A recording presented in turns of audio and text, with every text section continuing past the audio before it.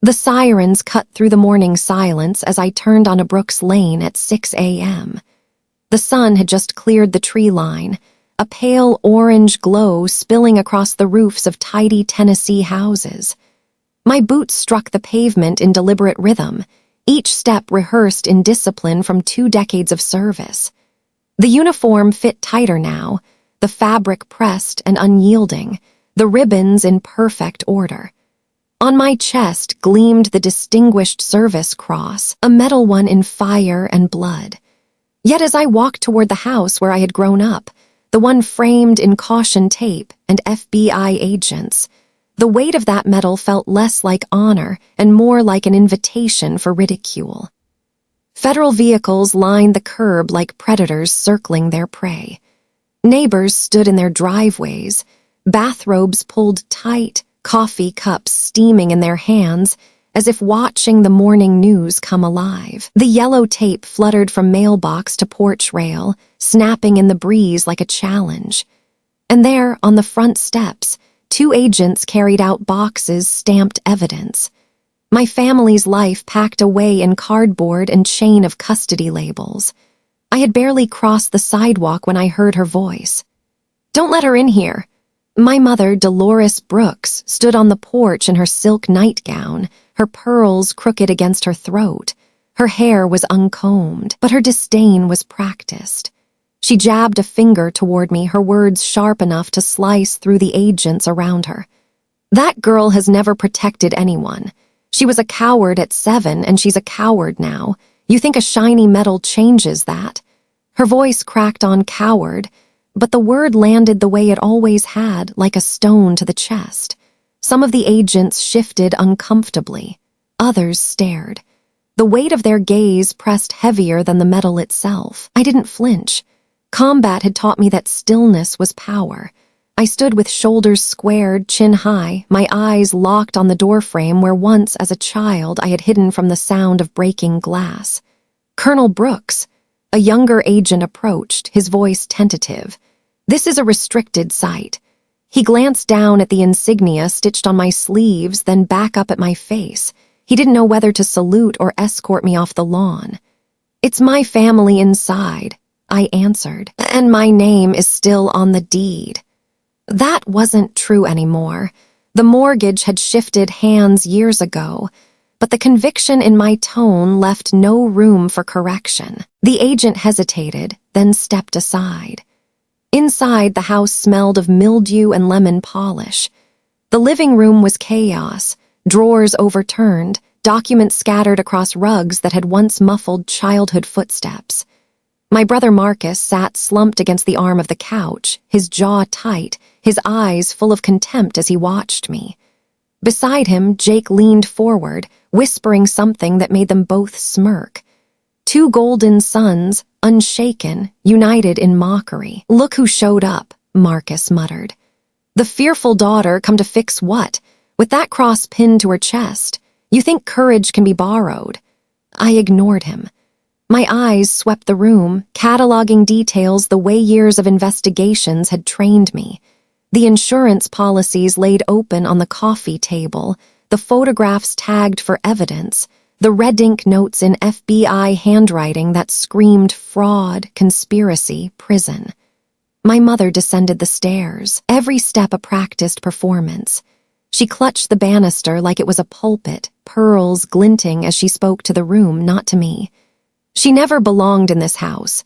She was afraid of the dark, afraid of storms, afraid of her own shadow, and now she thinks she can save us. God help us all.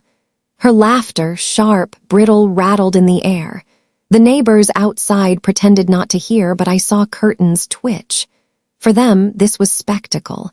For me, it was confirmation. No metal could soften their verdict. A phone rang, loud, insistent. One of the agents picked it up, then turned toward me. "It's for you." I took the receiver. The voice on the other end was low, steady, a stranger's but not unfamiliar.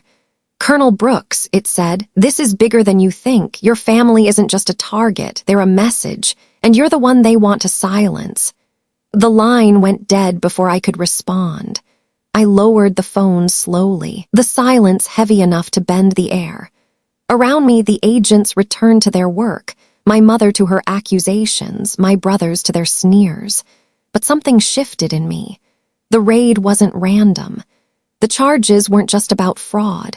This was connected, to me, to the cases I had been unraveling in the Pentagon, to the enemies who knew exactly where to strike. My gaze settled on the stairs where my grandfather's old service rifle once hung before my mother locked it away. Fear, they had always said, defined me, but standing there, in the wreckage of the home that never welcomed me, I understood something they never would. Fear wasn't weakness. Fear was intelligence. Fear saw the danger before it struck. I turned toward the door, the metal cool against my chest, the morning sun cutting through the haze outside. Behind me, Dolores's voice followed like a curse. She's too weak to help anyone. Always was, always will be. But I kept walking, every step deliberate, already tracing the memory of another time, another night, when I was 7 years old and hiding in a closet while the rest of them fought. A night that defined me long before medals or accusations. And that memory would not stay buried. It was waiting, just ahead, to be told. The memory came back to me as I walked down the driveway that morning, the FBI still tearing my family's life into evidence bags. It was a memory I never wanted but could never escape. It lived in me like shrapnel lodged too deep to remove. It was 9 p.m. on a December night, 3 decades earlier. I was 7 years old, sitting cross-legged on the living room rug with a coloring book when the sound of shattering glass cut through the quiet. My crayons rolled across the hardwood as my father shouted for Marcus and Jake to grab the baseball bats from the closet. My mother's shrill orders filled the house. Don't just stand there, fight back. And me, I ran. I ran down the hall on bare feet and crammed myself into the closet beneath the stairs, the smell of mothballs and dust choking my throat. I pressed both hands over my ears as footsteps thundered, as curses flew, as something heavy toppled in the kitchen. My brothers fought like miniature soldiers, swinging sticks at shadows, and I hid, trembling, the door cracked just enough for me to see. When it was over, when the would-be burglars fled into the night, my brothers were bruised and flushed with adrenaline. My father clapped them on the shoulders like little warriors. My mother pulled me out by the arm and hissed loud enough for the neighbors gathered on the porch to hear. She didn't lift a finger. She hid. Our daughter is a coward. The word burned worse than any slap. From that night on, it was her favorite weapon. Marcus never let me forget it either. At school, he'd lean over cafeteria trays and tell kids, "My sister's afraid of her own shadow." Jake would mock me during family dinners, fake cowering beneath the table whenever the wind rattled the shutters. Even at church, I'd catch whispers, the pastor's son chuckling, "That's the Brooks girl who hid in the closet." But there was one person who never called me coward, Grandpa Earl. He was a retired Army military policeman with knuckles scarred from fights he never talked about and eyes that missed nothing. He found me the next morning sitting on the back porch steps, still in my pajamas, knees drawn up tight to my chest. He sat beside me without speaking for a long while, just breathing the cold air, watching the sun creep over the tree line. Finally, he said, "You've got a hunter's soul, little ghost. Fear isn't weakness, it's a warning system. You saw more than anyone else in that room." I shook my head. I didn't fight. He put his hand on mine, his skin rough as sandpaper. Fighting wild only makes noise. Seeing the threat before it strikes, that's the gift. And you've got it.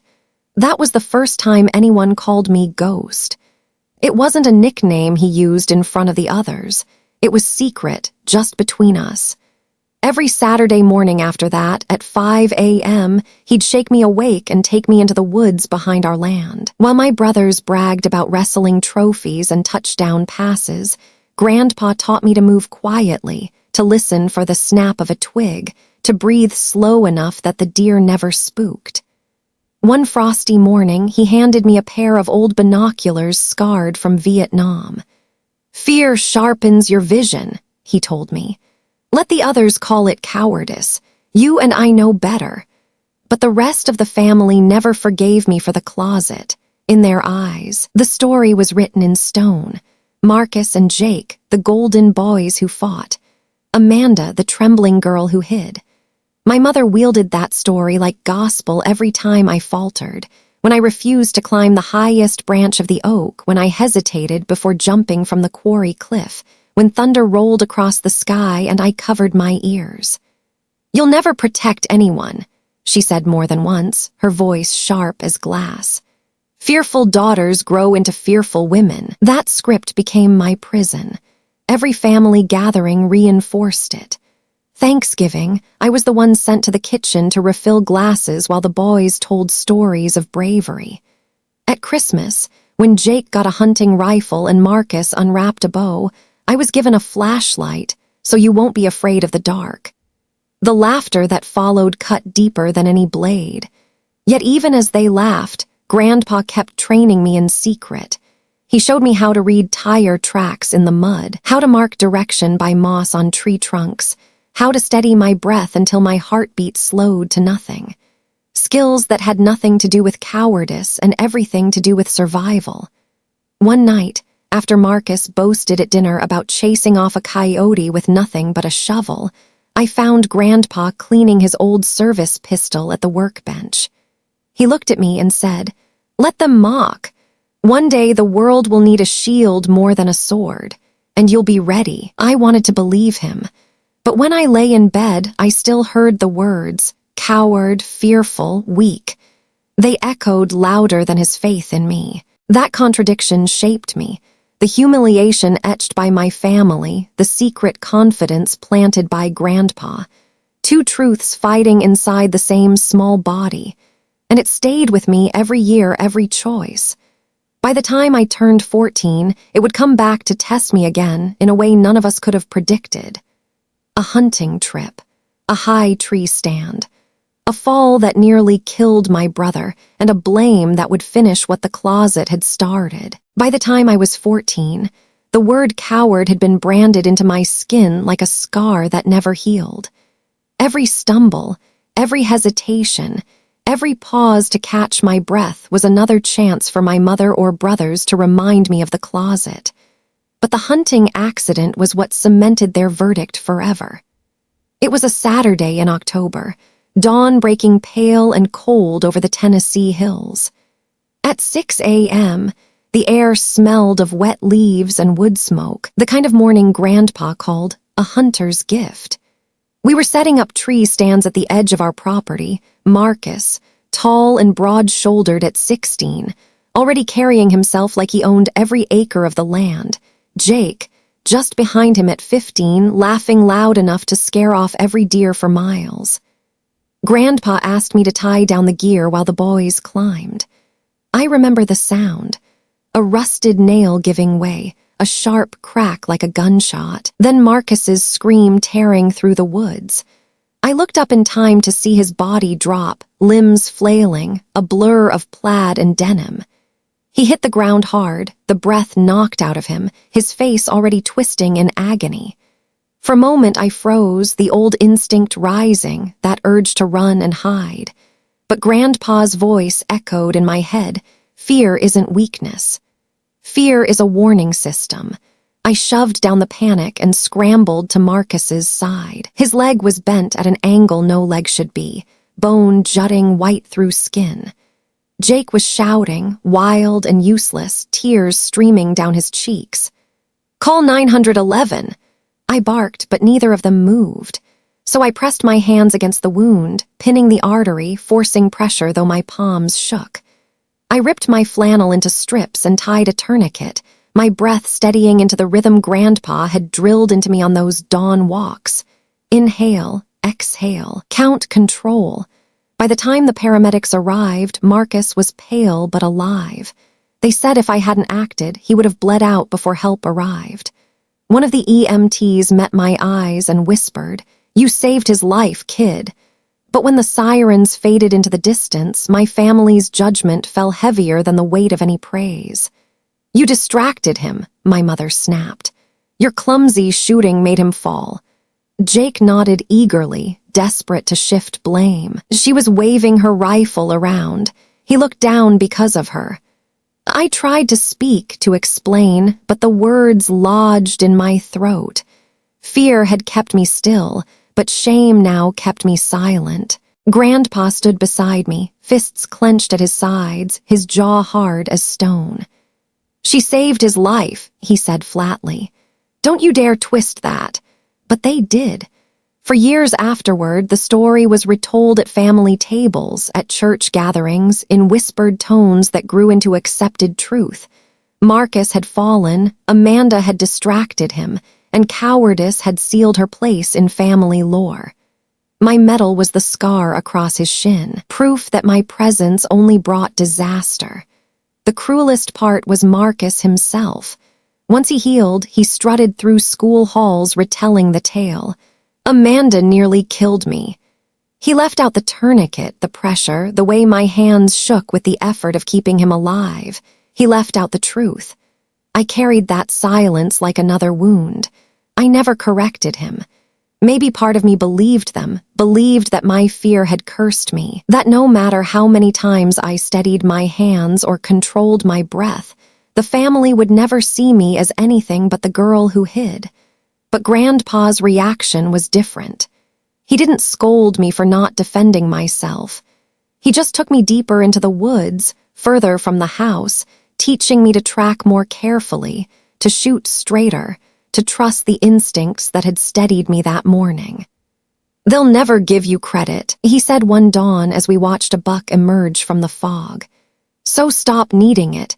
Take your fear, make it a tool, and when the time comes, prove to yourself, not them, what you're made of.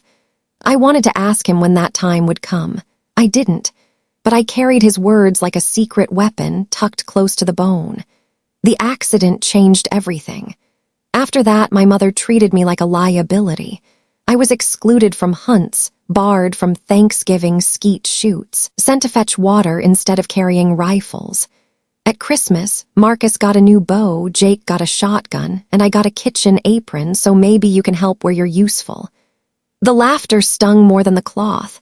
That night, sitting alone in my room, I made my first choice. Not the family's choice, not the one written in their stories. My own. I wouldn't spend my life as their scapegoat, the fearful girl in the closet. I would leave the house that turned survival into shame. 4 years later, on my 18th birthday, I would sign the enlistment papers for the United States Army Military Police. It was the first decision entirely mine, and it would set me on a path none of them could ever have imagined. And though I didn't know it yet, that path would lead me to Iraq, to an ambush on a lonely desert road, and to the moment when SHIELD was born. At 18, I signed my enlistment papers the morning the courthouse clock struck 9 a.m. The ink dried fast, my signature shaking only slightly, but steady enough to bind me to a future far away from Brooks Lane. The hunting accident had sealed my fate with my family. They saw a coward destined to fail. I swore I would prove them wrong. Basic training at Fort Leonard Wood was brutal. I wasn't the fastest runner or the strongest lifter, and the nickname, Chicken Cadet, followed me from week 1. Drill sergeants barked louder at me than at anyone else, convinced fear had no place in the military police corps. There were nights, around 2 a.m., when I lay in my bunk staring at the ceiling, convinced they might be right. But every dawn, when the whistle blew at 5 a.m., I forced myself out of bed, tying my boots with a grip that ached. Fear might ride with me, but it would not stop me. One training day during convoy security drills, that resolve was tested. The exercise simulated an ambush, blanks firing, smoke grenades rolling across the dirt. Cadets scattered, shouting, dropping low behind barriers. I froze for half a second, the echo of Marcus's scream on that hunting stand rushing back, but then the hyper-awareness kicked in. My eyes locked on the dirt road ahead. Something was wrong. "Stop the convoy!" I shouted. No one listened. I sprinted into the path of the lead Humvee, waving both arms. The vehicle ground to a halt inches from me. My drill sergeant stormed forward, rage in his eyes, until the smoke cleared and revealed a mock IED half buried in the gravel exactly where the wheels would have rolled. The silence that followed was heavier than any explosion. Then someone muttered, "She saw it." Another cadet added, "The scared one saved the whole line." My drill sergeant didn't praise me, but his eyes were different, less rage, more calculation. That night, word spread through the barracks. Fear hadn't made me weak, it had made me see what others missed.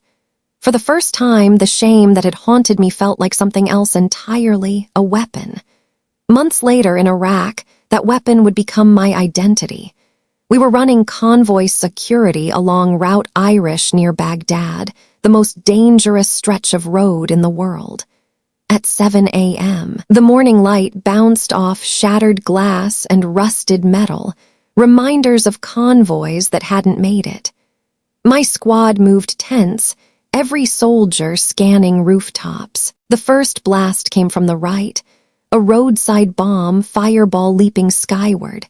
Vehicles swerved, chaos tearing formation apart. Gunfire cracked from alleys. I dropped behind a barrier, heart hammering, but my eyes swept fast, faster than my thoughts. There, freshly turned dirt under a culvert on the left side of the road, wires trailing into shadow. "Second device!" I screamed. I didn't wait. I grabbed the nearest soldier and shoved him back, waving my rifle toward the danger. My squad leader turned just in time to see the shimmer of a pressure plate. Engineers moved in, neutralized it before detonation. 12 men lived because of that warning. Afterward, in the dust and silence, my commanding officer approached. Colonel Maria Santos, a Latina officer with sharp eyes and sharper instincts, studied me the way Grandpa once had. "Your fear saved 12 lives today, Brooks," she said. "That's not weakness. That's intelligence." The nickname started that afternoon. One of the drivers, still shaken, clapped my shoulder. "She's our shield," he said. The word stuck. Unlike coward, it carried weight I wanted to bear. From then on, Santos kept me close. She asked my opinion during patrol briefs, trusted me with decisions usually reserved for sergeants. She saw me not as the fearful daughter, but as the soldier who noticed what others ignored. For the first time, my instincts had a name worth carrying. But names are only beginnings. Shield was born on that dusty road, but the trial by fire was still ahead. In Afghanistan, the ambush at a checkpoint would demand more than instincts. It would demand blood, sacrifice, and a price I hadn't yet imagined. The nickname, Shield, had followed me from Iraq into Afghanistan, but names alone never stopped bullets. By 7 a.m. on a gray winter morning outside Kabul, I was about to learn just how fragile even the strongest shield could be. Our squad had been assigned to a traffic checkpoint on the outskirts of the city, a patch of dirt road lined with concrete barriers and razor wire. It was supposed to be routine, searching vehicles, logging ID, watching the hills for trouble. But the road that day felt wrong. The silence was too heavy, the locals' eyes too quick to turn away. At 7:15 a.m., the first blast tore through the southern barrier. Fire and dust swallowed the air, ripping men from their feet. I hit the ground hard, ears ringing, mouth full of grit. Shouts rose around me, orders, panic, cries for medics. The checkpoint was under siege. Gunfire followed, staccato bursts from rooftops. Insurgents poured lead into the compound. 2 soldiers went down near the guard tower before anyone could return fire. My heart slammed against my ribs, but my eyes cut through the chaos faster than my thoughts. I saw the muzzle flashes on the roof to the west, the second team moving low along the ditch to flank us. "Contact left! Roof top!" I screamed, firing back until my weapon rattled empty. The squad scattered to cover, adrenaline pulling them into motion. 8 hours. That's how long the siege lasted. 8 hours of smoke, blood and screams echoing across sandbags and broken radios. Every minute another push. Every hour another soldier bleeding out. At one point, when ammunition ran low, I sprinted 30 yards across open ground to drag 2 cases of rounds back under fire. The squad leader grabbed my vest, shouting I was insane. But the fire didn't kill me. My fear did what it always had. It made me see the threat before it struck, made me move before hesitation could freeze me. By noon, we had counted 11 confirmed kills from my rifle. They came in waves, faces hidden behind scarves, rifles raised, and I dropped them one by one. Precision, not rage, carried me. Every squeeze of the trigger was survival for the men beside me. At one desperate moment, a Humvee near the gate exploded, flames consuming the turret. A soldier screamed from inside. Without thinking, I charged through the fire, yanked the hatch, and dragged him out with my hands burning through my gloves. The skin blistered, but the man lived. He later whispered, voice trembling, "You're not a shield, you're a guardian angel." The name spread before the smoke cleared. When reinforcements finally arrived around 3 p.m., the checkpoint was a graveyard of twisted metal and scorched earth. 23 Americans had lived because of our stand.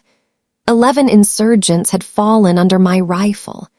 The Distinguished Service Cross would later come from this day, the medal pinned to my chest by men who called me a hero. But medals don't heal burns.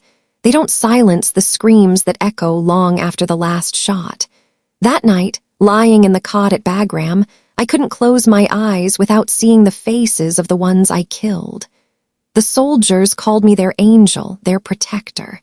My family would have called me something else entirely, a monster who found purpose in blood. The irony carved itself deep. The same daughter branded coward at home had become savior in war. And yet, even as my brothers sneered from afar, my squad treated me like family. They trusted me with their lives. That trust carried me through the nightmare of the siege, but it also chained me to a truth I couldn't escape. Every life I saved came with a price. I thought about Grandpa Earl, about his words whispered in the woods years earlier. One day the world will need a shield. That day had come, and I had answered, but I couldn't stop wondering. What would happen the day the shield finally cracked? The answer would come soon enough. Not on a battlefield overseas, but in the silence of a phone line after the medal ceremony in Washington, when I reached back across the years and heard my mother's voice again. The ambush outside Kabul ended with smoke in my lungs, burns across my palms, and the nickname, Guardian Angel, whispered through the ranks. 3 months later, I stood in Washington, D.C. At 11 a.m. sharp, inside the cavernous auditorium of the Pentagon, dress blues pressed, boots polished, waiting for the medal that had cost more than I dared to count. The Distinguished Service Cross felt colder than steel when the secretary pinned it against my chest. Cameras flashed, generals saluted, and strangers applauded. I heard every sound except the one I wanted, the voices of my family.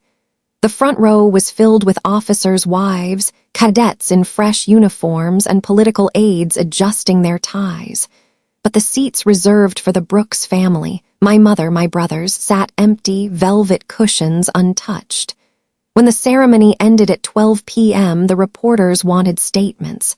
"How does it feel to be called a hero?" they asked. I smiled tightly, gave the polished answers, then slipped out the side door.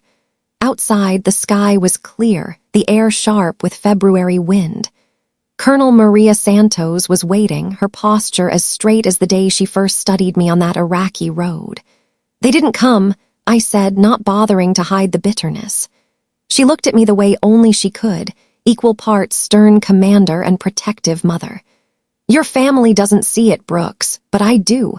You're the strongest soldier I know." For a second, the weight on my chest felt bearable. That night, alone in my quarters at Fort Myer, I picked up the phone at 9 p.m. and dialed the number of the house I had grown up in. It rang twice before my mother answered. Her tone was cool, almost bored, as if I had interrupted a television program. "Hi, Mom, I know why you're calling," she cut in. "I read about your medal. We don't do ceremonies. You always were too eager to show off." The words landed harder than any bullet I'd faced overseas. I swallowed, tried again. "It wasn't about showing off. 23 men came home alive." "You're still chasing attention," she interrupted. "You were born fearful, Amanda. No medal erases that."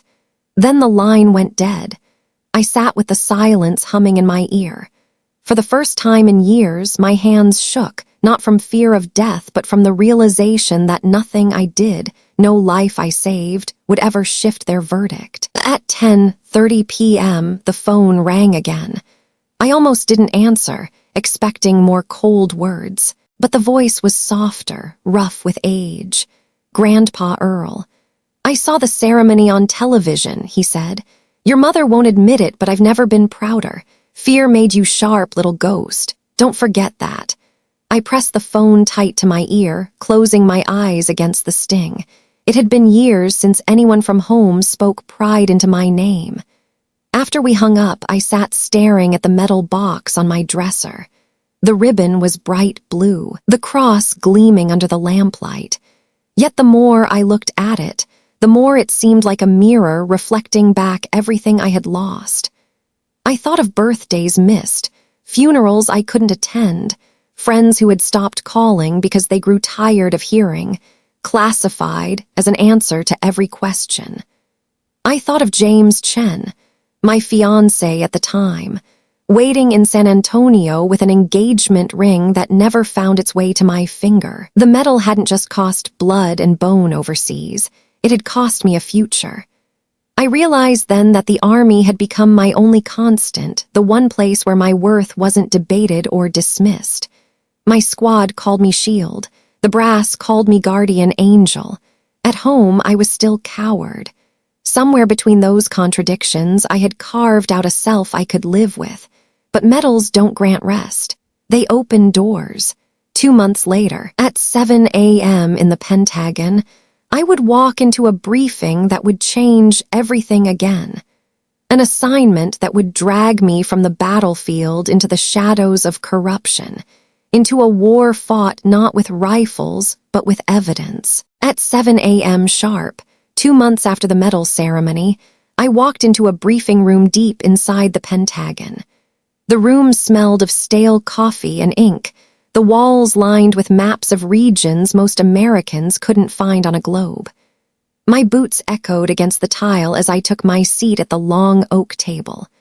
On the far wall, a digital clock ticked steady seconds. Every tick was a reminder. This was not the battlefield of Kabul or Baghdad. This was a new war, one fought in paper trails and silence. The briefing officer, a brigadier with eyes like cold steel, wasted no time. "Colonel Brooks, your record speaks for itself. We need you in a different theater now, inside our own system. Fraud, wrongful convictions, corruption choking military justice." Stacks of case files slid across the table toward me. Pages of names, soldiers accused, convicted, forgotten. I flipped one open. A 19-year-old private sentenced to 20 years for theft he hadn't committed. Evidence fabricated. Witnesses bought. Another file.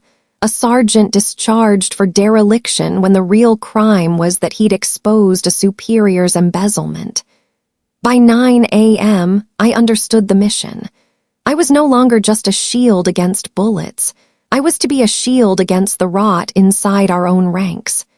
The scale was staggering. Over 500 cases flagged for review in the first sweep. Each one meant weeks of work, digging, cross-checking, piecing together lives shattered by lies. I began rising at 5 a.m. daily, shuffling into my office with nothing but black coffee and a file that felt heavier than any rucksack I'd carried in Afghanistan. But the cost hit fast. Nights blurred into mornings. Sleep became an enemy I couldn't negotiate with. At 2 a.m., I'd still be awake. Files spread across my kitchen table in the small Arlington apartment I now called home. The faces of the wrongly convicted stared back at me, and I couldn't rest until the truth stared too. James Chen tried to understand. He was a trauma surgeon, patient, steady. For 3 years, we'd built something like a life together, shared dinners when schedules allowed, promises of a wedding when deployments ended. But now, the mission never ended. One night at 10 p.m., he stood in my doorway holding a ring box I'd never seen before. His voice was quiet, tired. "Amanda, it's me or the job. I can't keep waiting while you save the world and forget we exist." I looked at him, at the ring, at the life I had wanted but never believed I deserved. My hands shook, not with fear but with certainty. "James, if I walk away from this, men rot in prison cells. Families stay broken. I can't choose us over them." He closed the box without another word. By midnight, he was gone. The loss gutted me more than I admitted, but I pressed on. By year's end, we had overturned 187 wrongful convictions. Families reunited. Veterans restored. Each success lit a fire that burned hotter than grief. Santos, now retired but still checking in, called me one evening at 8 p.m. Her voice was the same steel I remembered in Iraq. "Brooks, don't lose yourself in the fight. Even shields can crack." But I already felt the cracks. Anxiety clawed at my chest during every briefing. My hands trembled when I signed off on releases, terrified of missing something that would send an innocent man back behind bars. Friends stopped inviting me to weddings, birthdays, barbecues. My world had narrowed to files, courtrooms, and sleepless nights. Still, the results piled up. By the end of 3 years, the number had grown. 500 soldiers cleared. 500 families restored. The youngest female to ever head DoD anti-corruption. My name whispered through corridors in ways my family never had and never would. But success paints a target. I noticed it in the way certain generals stiffened when I entered rooms, in the sudden misplaced files, in the calls that ended abruptly when I answered. Shadows moved in the corners of the system I was trying to cleanse, and I knew too well what shadows meant. Then the phone call came. It was 6 a.m. on a spring morning, cherry blossoms blooming across Arlington. My mother's voice trembled on the line. "They raided the house," she said. "FBI agents. Your father, your brothers, they're saying we stole millions in insurance claims. Amanda, please, they're going to destroy us." Her words shook me more than any explosion. My family, the same voices that had called me coward, now begged for help. I stood at my window, the metal box still unopened on my dresser, and stared out at the city that had become my battlefield. For the first time, the two wars, the one inside the Pentagon and the one inside my bloodline, collided. And I knew the next fight would cut deeper than any bullet ever had. It was 6 a.m. on a spring morning when the call came. I had been awake all night, papers spread across my Arlington apartment, chasing threads of a fraud case that kept slipping through my fingers. Coffee gone cold on the counter, blinds half drawn against the rising sun. When the phone rang, I expected another Pentagon aide with another list of files that had disappeared. Instead, it was my mother's voice, tight, breathless, laced with a panic I had never heard from her before. "They raided the house," she said. "FBI agents, your father, your brothers, they're saying we stole millions in insurance claims. Amanda, please, they're going to destroy us." Her words froze me where I stood. I pressed the phone tighter, waiting for the venom I had always expected, the accusation of cowardice. But this time, her tone was desperate, begging. By 6:15 a.m., I was in my car, speeding down I-95 toward Tennessee, the metal box still shut on my dresser, forgotten. Every mile felt like rewinding a tape I'd sworn I'd never play again. The closer I drew to home, the tighter my grip on the wheel. Part of me wanted to turn around, let them face whatever justice waited. But the soldier in me, the investigator I had become, needed to see the truth with my own eyes. When I arrived, The scene was chaos. Black SUVs lined the curb of Brooks Lane. Neighbors clustered in robes and slippers, whispering as if watching a public execution. The same yellow tape I had seen once before fluttered across the porch, evidence boxes stacked high in federal hands. I saw Marcus first. He stood on the lawn in handcuffs, chin raised, glaring at me as though I had orchestrated the raid myself. Jake was beside him, shouting at an agent, veins bulging in his neck. My father sat on the porch steps, head bowed, gray hair falling into his hands. And then my mother appeared at the door. When her eyes met mine, there was no disdain, no cutting remark about cowardice. There was only raw fear. "You're in uniform," she said, voice breaking. "Do something, save us." I looked at her, at the woman who had told me my medal meant nothing, who had branded me coward at 7 and never let me forget it. The temptation to walk away gnawed at me, but another thought pushed harder. Something about this raid felt wrong. At 7 a.m., I cornered one of the agents, flashing my Pentagon credentials. He hesitated, then let me glance at the warrant. Insurance fraud, $2 million in claims filed after a tornado, payout signed with my father's name. But the paperwork screamed forgery. The signature style didn't match. The dates overlapped with deployments I knew down to the day. This wasn't coincidence. It was precision targeting. At 8:30 a.m., I walked through the house as agents dismantled it piece by piece. My old bedroom, now a storage closet, was ransacked, boxes overturned, drawers emptied. I found one of my grandfather's old field manuals tossed aside, pages bent and crumpled. That sight hit harder than any accusation.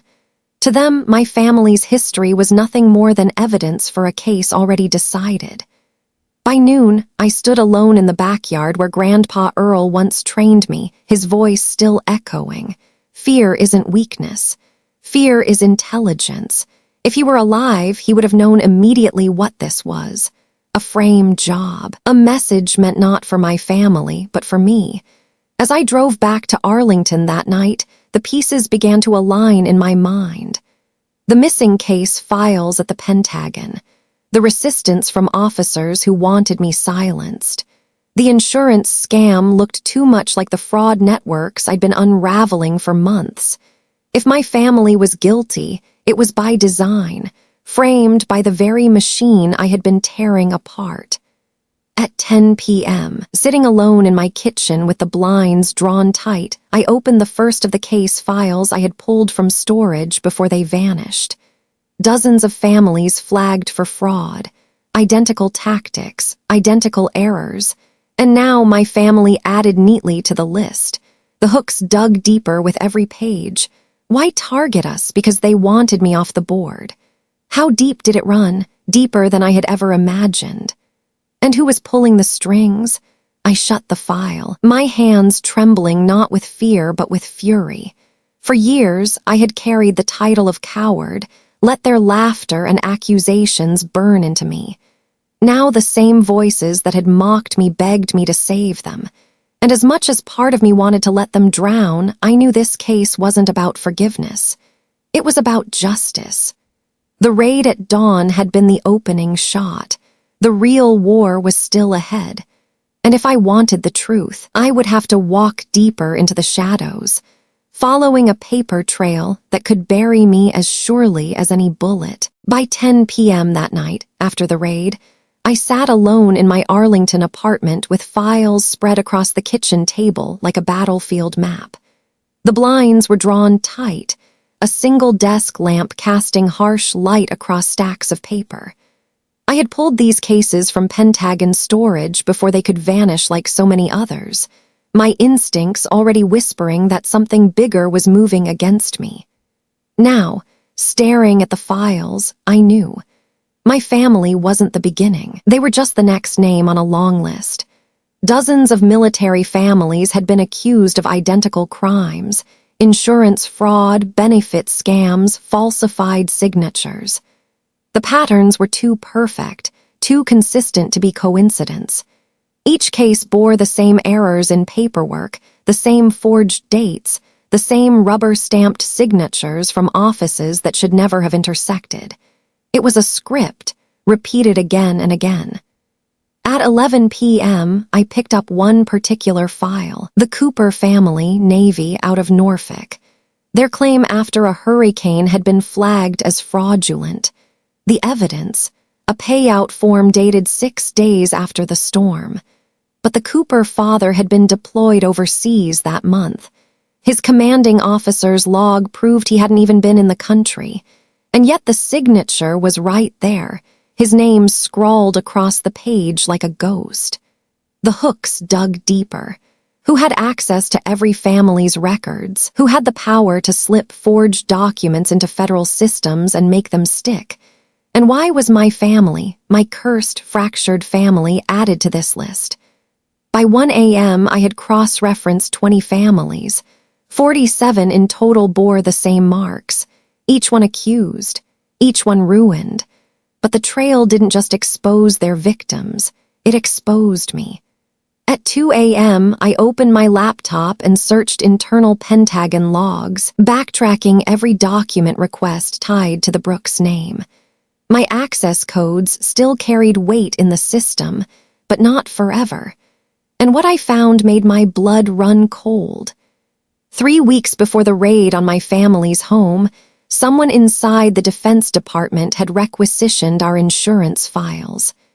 The request came from an office tied to a general I had publicly opposed months earlier, General Whitaker, a man whose career I had nearly ended when I overturned the conviction of a soldier he had personally pushed to court-martial. I remembered the glare in his eyes the day the ruling was reversed. "You've made enemies you can't afford, Colonel."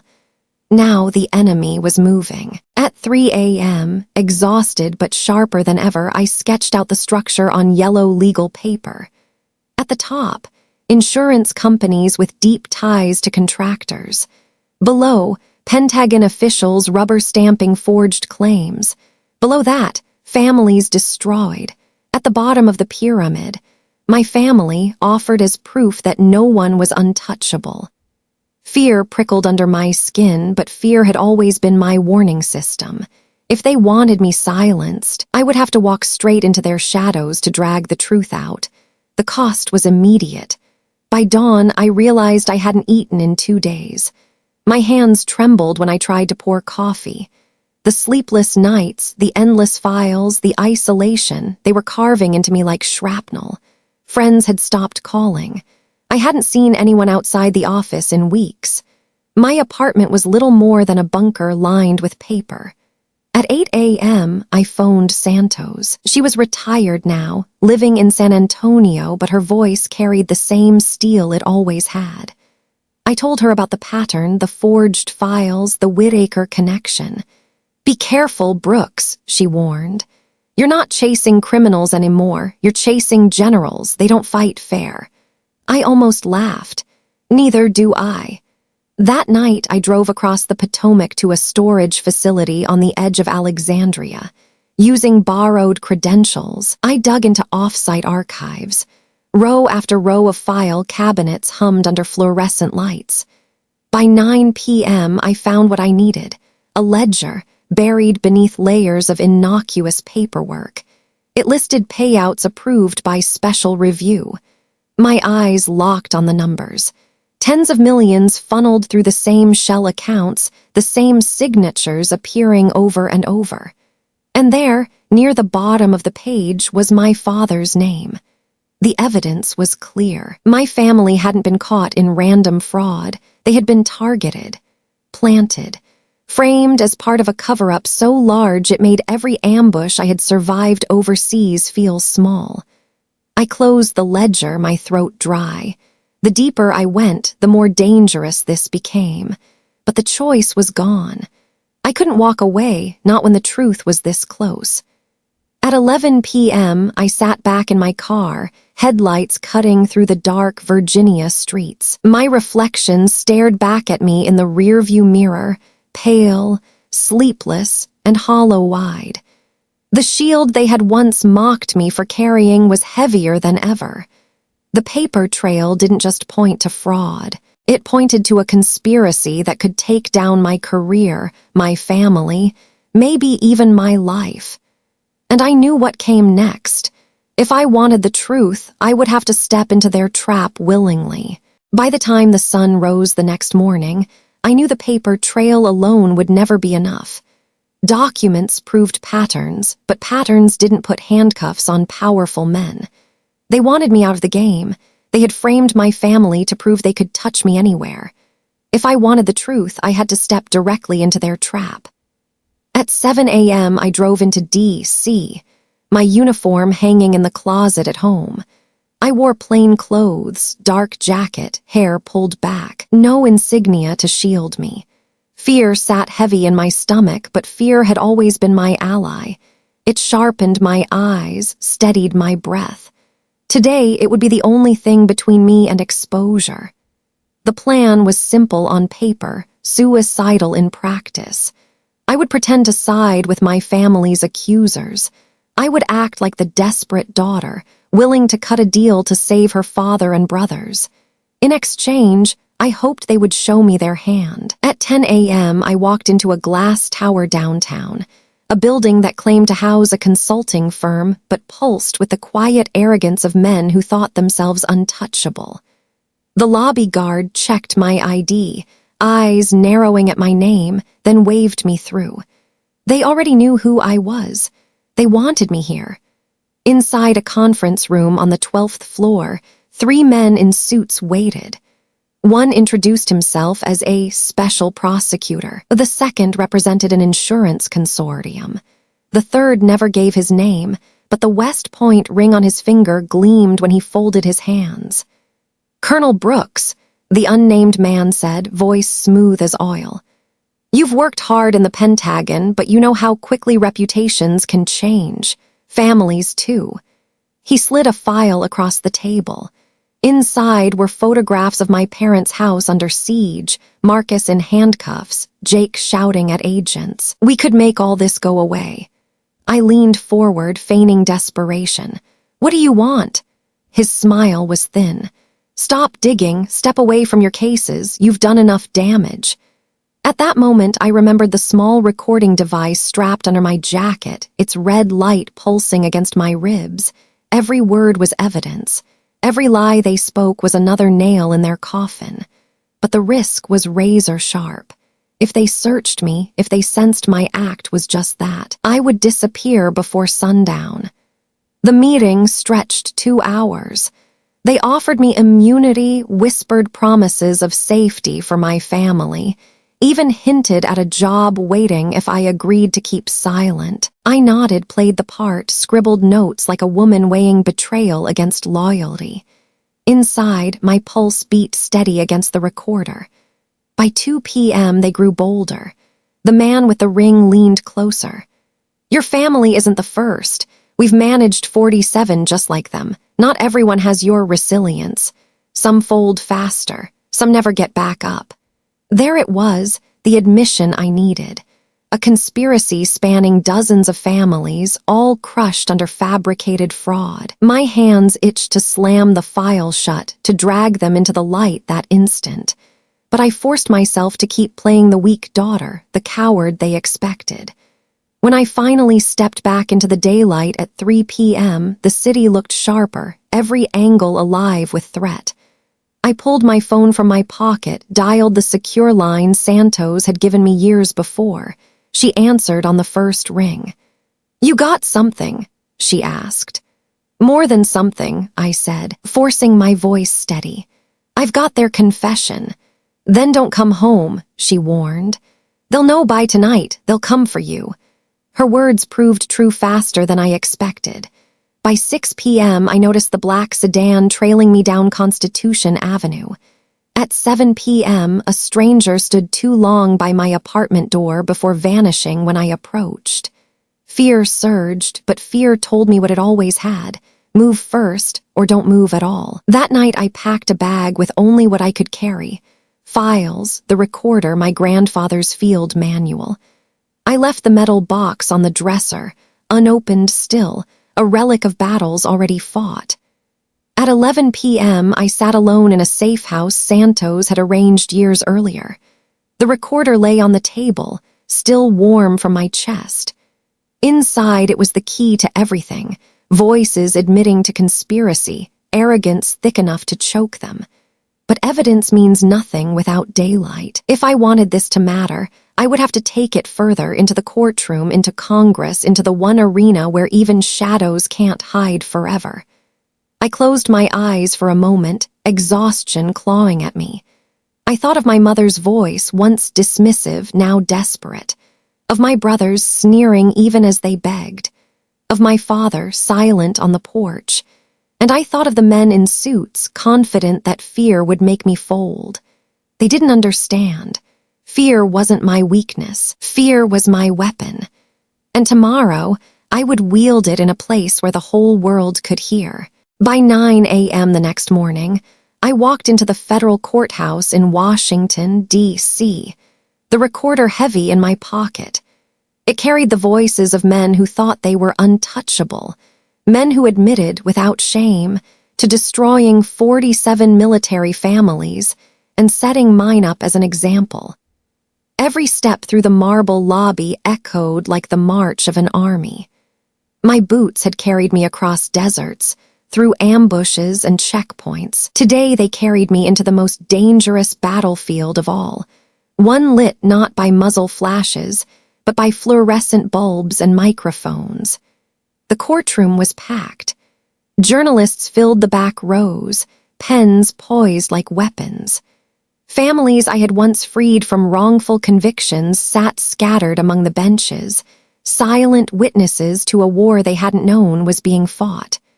On the other side, polished lawyers and government officials whispered to one another, eyes sliding toward me with a mixture of disdain and unease.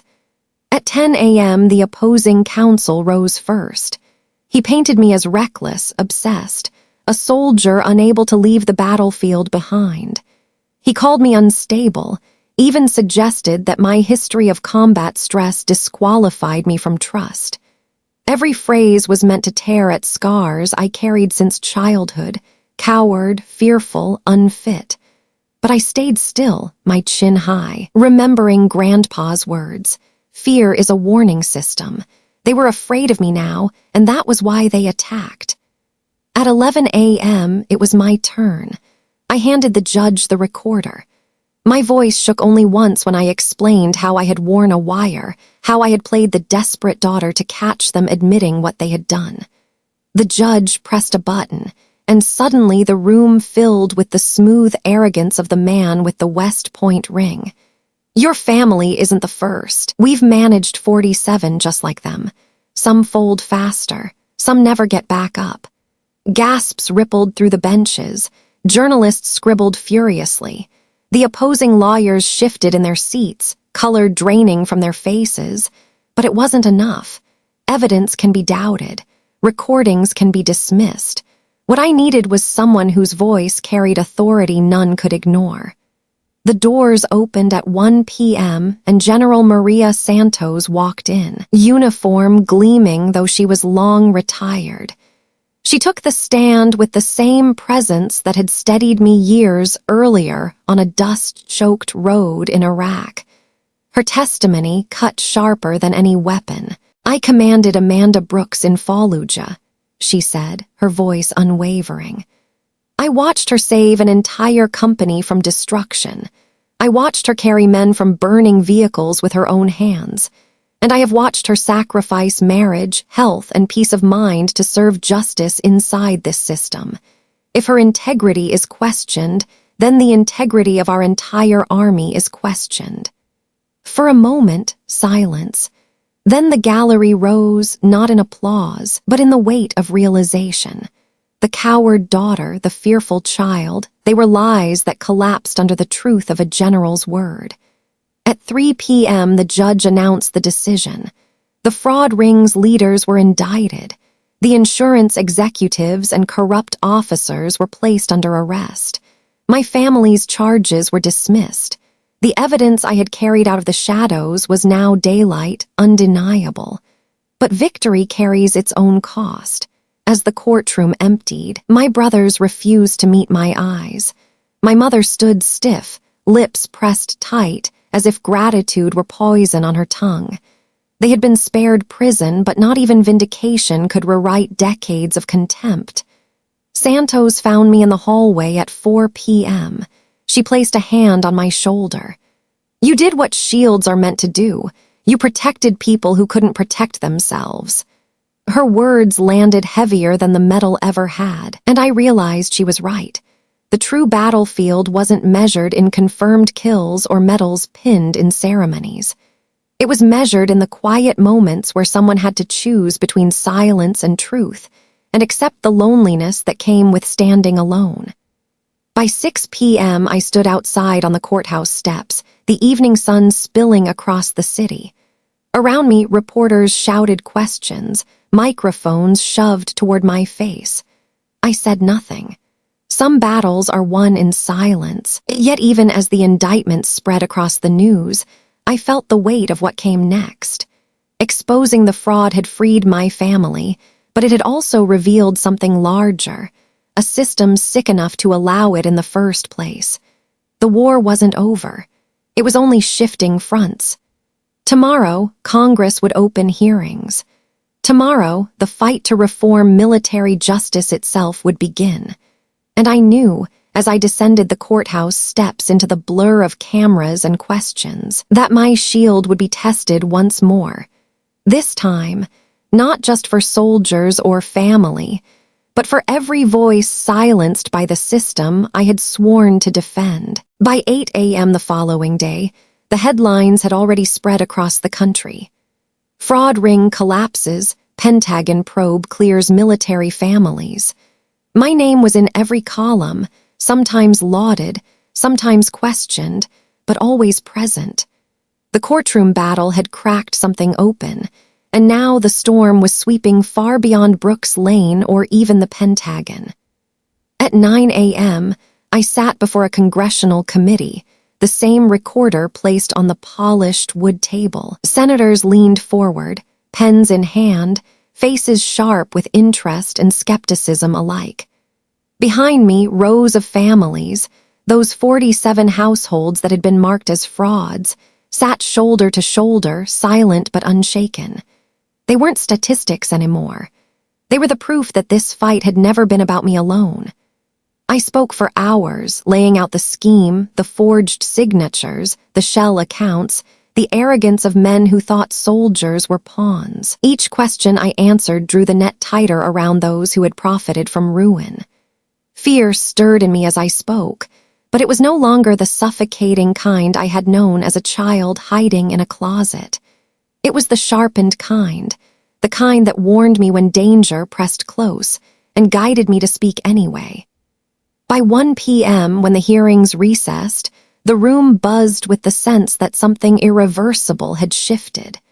The press swarmed, microphones thrust forward, questions flying. I gave none of them what they wanted. Some battles, I had learned, are won in silence, not sound bites. That evening at 6 p.m., I returned to Tennessee. The drive down Brooks Lane felt different now, the shadows of old oak trees stretching across asphalt I had once walked as a shamed child. My family waited at the porch. The charges were gone, the stain lifted, but the years of contempt couldn't be erased with a single verdict. Marcus looked away when I met his eyes. Jake muttered something that might have been thanks but carried no conviction. My mother, pearls still at her neck, stood stiff as ever.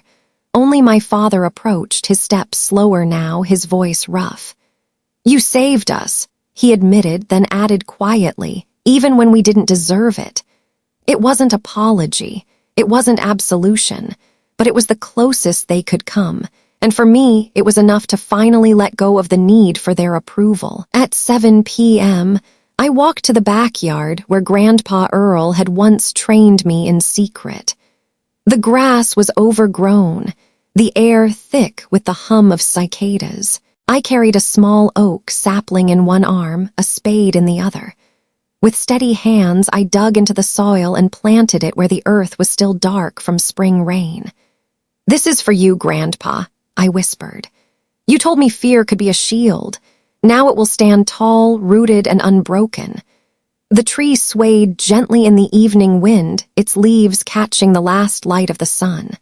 A symbol not of what I had lost, but of what I had built. Strength drawn from fear, justice from humiliation, courage from wounds. At 8 p.m., I stood there long after the others had gone inside, the sapling behind me, the stars pressing through the sky overhead. I thought of Santos, of the soldiers I had saved, of James Chen and the life we had almost built. I thought of the faces in those files, 500 families freed, 1,000 more waiting for someone to guard them. Fearful daughter, coward, weak. The words no longer clung. In their place stood something else, a title earned, not given. Shield, guardian angel. Colonel Amanda Brooks, reformer of a broken system. And for the first time, I didn't just carry those names. I believed them. By 10 p.m., I sat at my desk, pen in hand, drafting the framework for the Military Justice Reform Act. Every line was another stone laid in the foundation of something larger than me. Not revenge, not redemption, reform. A chance to make sure no family would ever again face what mine had. When the final draft was finished weeks later, Congress passed it. Soldiers walked free. Records were corrected. Corruption was dragged into the light. The system, scarred but standing, began to heal. And me, I finally understood what Grandpa had meant. A shield doesn't strike first. A shield endures, absorbs, protects. And sometimes, a shield changes the world simply by refusing to break. That is my story. The fearful girl who became fearless. The daughter who became a soldier. The soldier who became a guardian not just for one family, but for thousands. If you've walked with me through every chapter of this journey, I thank you. Stories like these aren't just about medals or scandals. They're about resilience, about the quiet strength of those who are dismissed, doubted, and yet still rise. May you carry that strength into your own battles, whatever they may be. May you find the courage to turn fear into a weapon, and to protect those who cannot protect themselves. And until we meet again in the next story, stay safe, stay steadfast, and remember, you are not alone. If you found this story meaningful, I'd ask you to subscribe to the channel, give this video a like, and share your reflections in the comments below. Your support helps us continue telling the untold stories of women warriors whose courage reshaped not just their lives, but the world around them.